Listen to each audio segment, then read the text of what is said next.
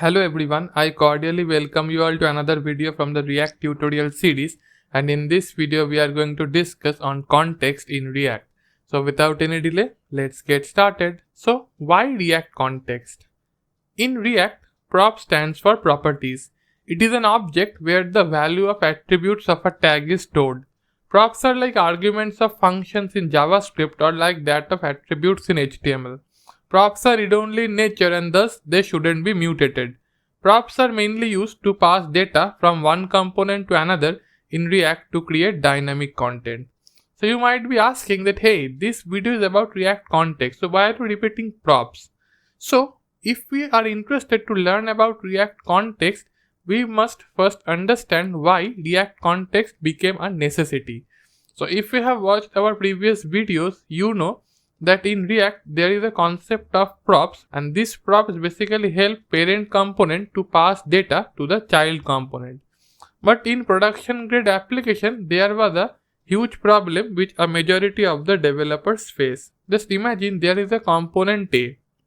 Component A has a child component B, and the child component B has another child component C, and that child component C has another child component D. So suppose there is some data with the parent component A, and component A want to send some data to the component D.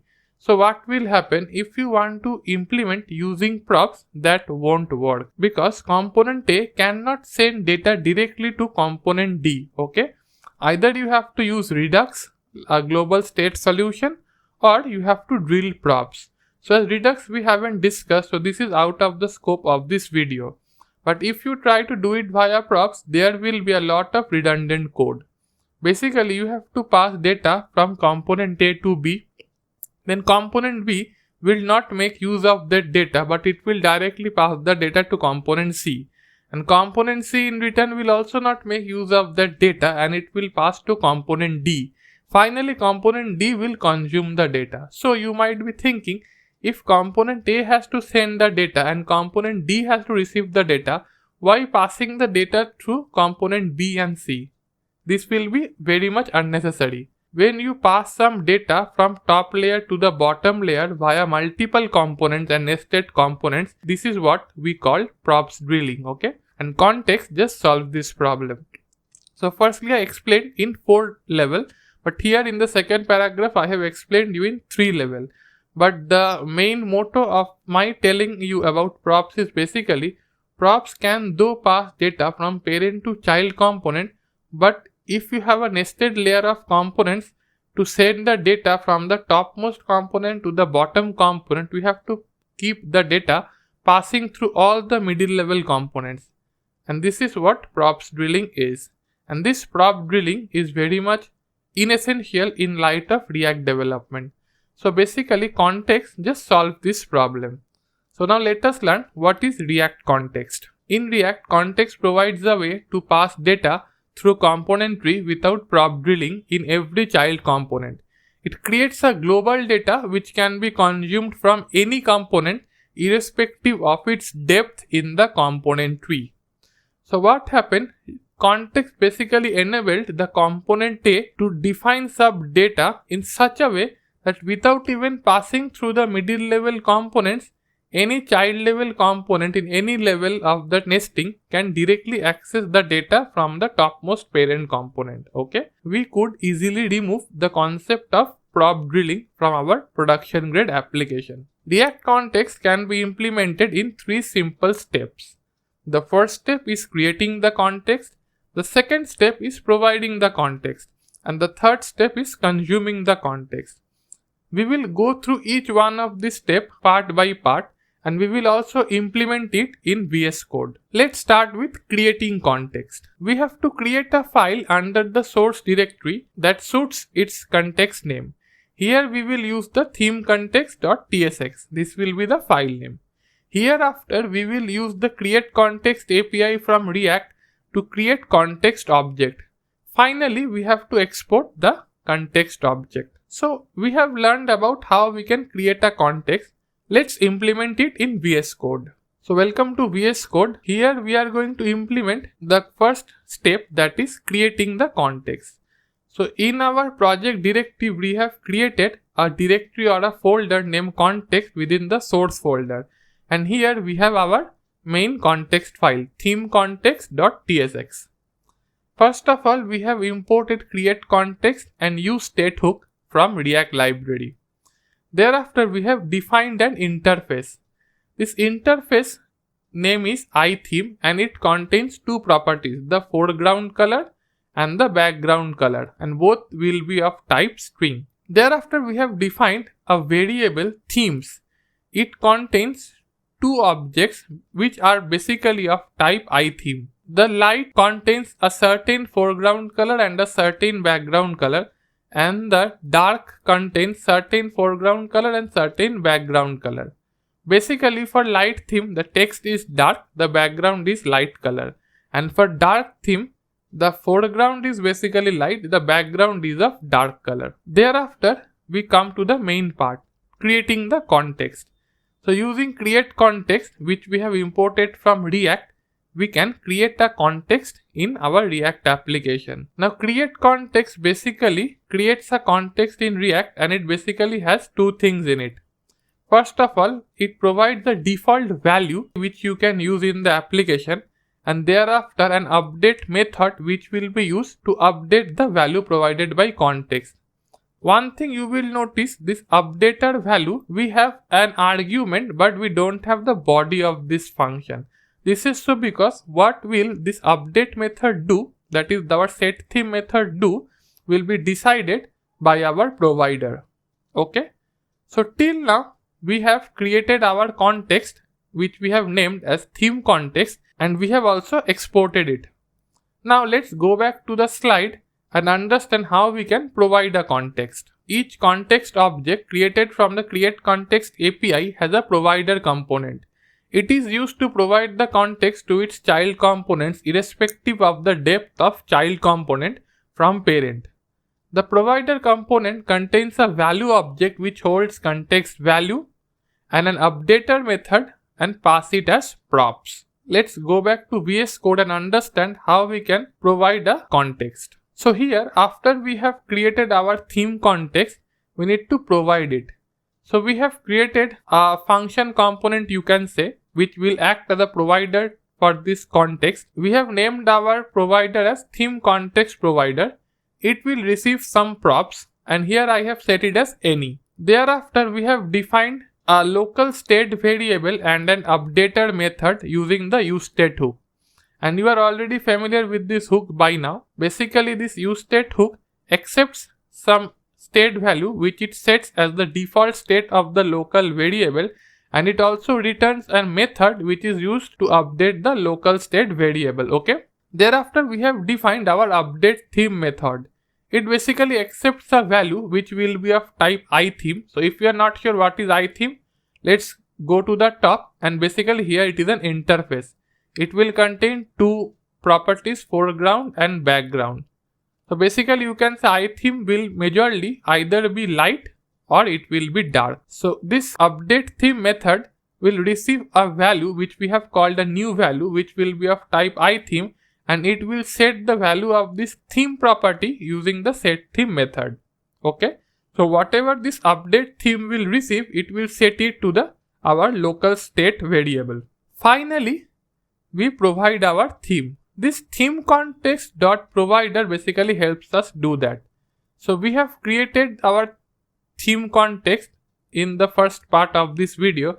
So now we will provide it. So theme context.provider, it will take value, and this value will contain two things. First is the theme, that is this theme, the local variable for theme context provider, and thereafter it will also return a method which will help us to update the theme. Now whenever you will use this set theme, it will in return call this update theme method. Under the hood, this update theme method will run, but we will provide this method to the child component saying it as set theme. And finally within it, we render our child component. We do it by props.children. So as of now, we have understand how we can create a context using this create context API, and then how we can provide our context. And what do we provide to our children component? We provide the local state variable theme and the method to update the state variable. Okay, let's go back to the slide again. Finally, we come to the part where we need to consume the context. In this step, we utilize the context value and tell React which component is dependent on the context value which is provided. Here we are showing using functional components. The same can be done using class components. But my motto of using functional component in this video is because this is the recommended way of implementing context in React. So let's go to VS Code again and understand how we can consume the context which we have created. Here we have created a component known as theme changer component within our context directory. So in this directory, we have imported a hook use context which will help us to consume the context, and thereafter we have imported the context itself, the theme context, and the local theme value, basically the local themes variable, basically this one, const themes, which will contain two types of themes, light and dark. Okay. Hereafter we have a method toggle theme, and this is the most critical part of this application. Here we have written if themes.dark.background is strictly equal to themes.background. Basically, these themes which we have imported, dark.background, that is this color, is equal to theme.background, basically the currently applied theme's background color. So if both of these are equal, we can say currently dark theme has been applied. So we will call the updater method setTheme and we will update it with light theme.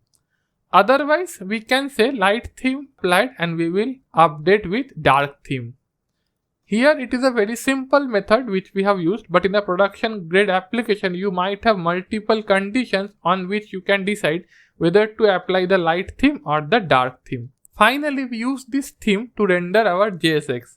Here we say div style background color is theme.background, that is the applied theme's background color, and the font color is applied theme's foreground color. Okay, and finally we have a toggle theme method which will call this function toggle theme. So again, when this toggle theme function will be called, it will check whether the theme's object dark theme's background is equal to the currently applied theme's background color. If they are same, it will apply the light theme. Otherwise, it will apply the dark theme. Okay. And finally, we export our theme changer component. So once it is done, finally we have to use it. So we will go to this app.tsx file. Here we will import both our theme context provider and theme changer component. And we will wrap the theme changer component within our theme context provider. So what will happen now? This theme changer component will act as a child component for this theme context provider. And this theme context provider will basically accept props and render the children within it. And these children to any level of nesting will have access to this theme and the setTheme method to update the theme by using the useContext hook provided by React. Okay. Now let's run our application and see if it's working. So we will write npm start to run our React application. Let's wait for some time until our app loads. So as you can see, by default, dark theme is applied because the background is dark and the foreground is white. And how we have done this? By using this useState. So initially useState is accepting themes.dark. Okay. If I write themes.light, you will see by default light theme will be applied. See, by default light theme is applied. But I am a fan of dark theme, so basically by default I will let dark theme to be applied.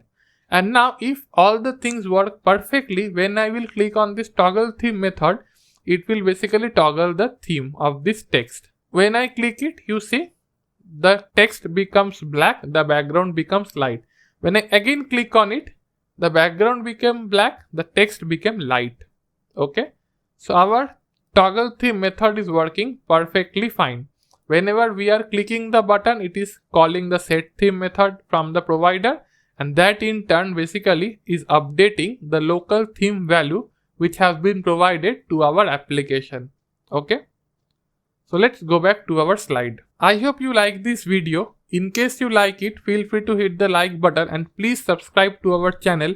We are going to bring more videos in the future. For any queries, doubts, suggestions or feedbacks, feel free to post them in the comment section. We are going to reply. So thank you for now. See you in the next video. Bye.